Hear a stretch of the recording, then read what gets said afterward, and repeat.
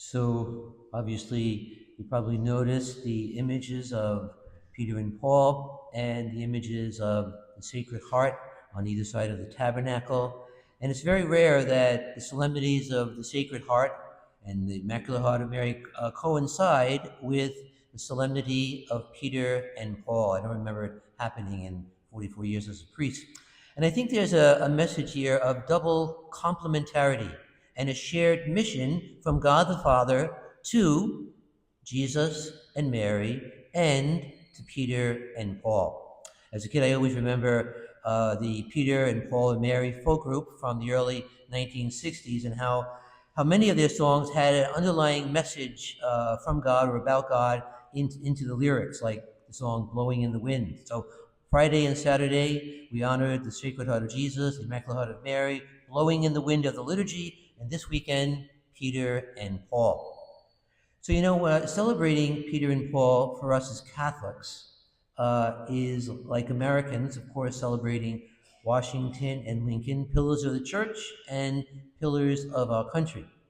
But you would think, though, that since Peter and Paul were so closely connected with the beginnings of the early church, that they would have been very much alike, maybe even close friends as well as co-workers. But nothing could be further than the truth.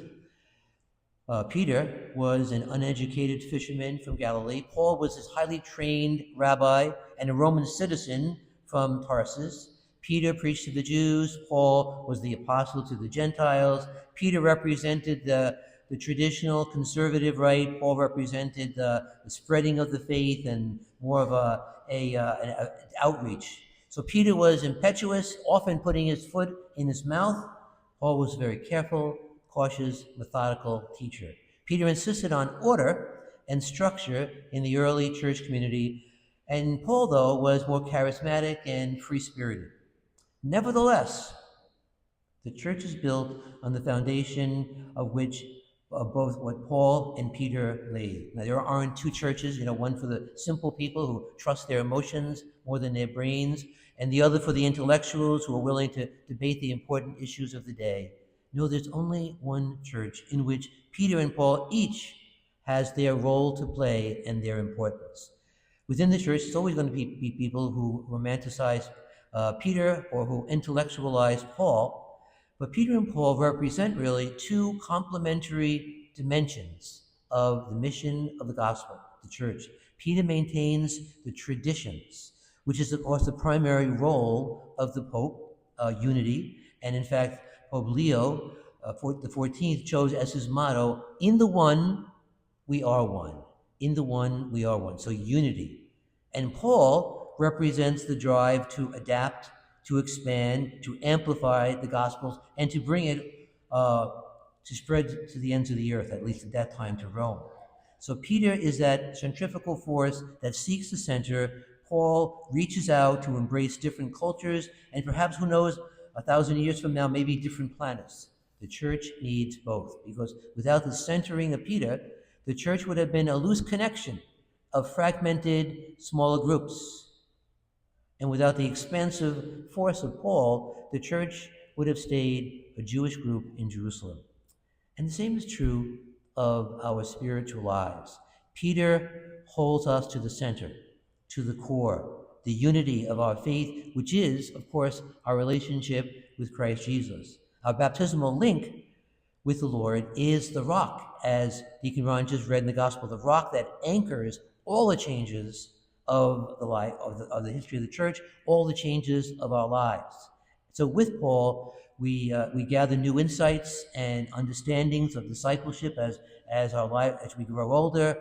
But somehow we're called also to develop new spiritual practices as the seasons of our lives change, and we hopefully change in the process. So what's true of the church is true of our individual selves.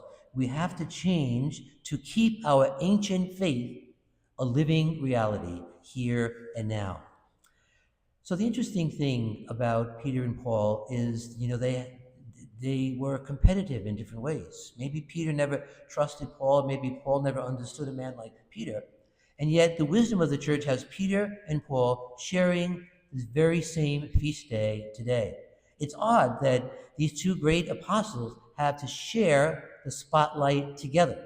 After all, just think about our own patron, St. John Vianney. He has his own feast day, August 4th.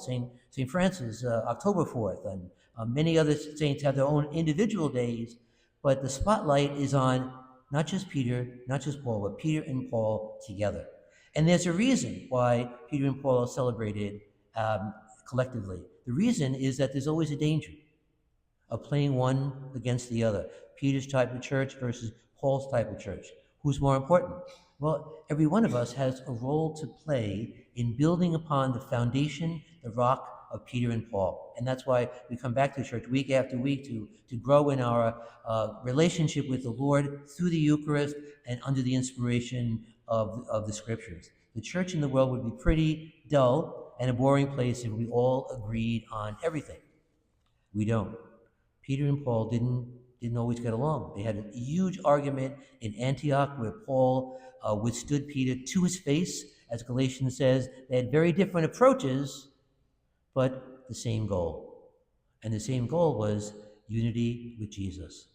And so what we learn from these apostles is that they were hardly perfect people or perfect believers, but what they learned along the way and through their mistakes was enough to help them face the greatest test of their faith, their martyrdom. Their victory is evidence that the gates of hell shall not prevail. Peter knew he needed God's forgiveness. After all, he denied him 3 times. And Paul knew that God used his many weaknesses and his persecution of the church and the thorns in his flesh to make him strong. Together, these two rather run-of-the-mill sinners became the foundation of our church. And so if God could bring such marvels out of them, imagine what God is envisioning for you and me in our world, in our family, in our church today. The church was built on Peter, the former denier, and spread by Paul, the former persecutor. But as always, the church of Jesus Christ, and it will endure because Jesus is the real foundation. And despite them, despite Peter and Paul, and all of us, the gates of the netherworld shall never prevail.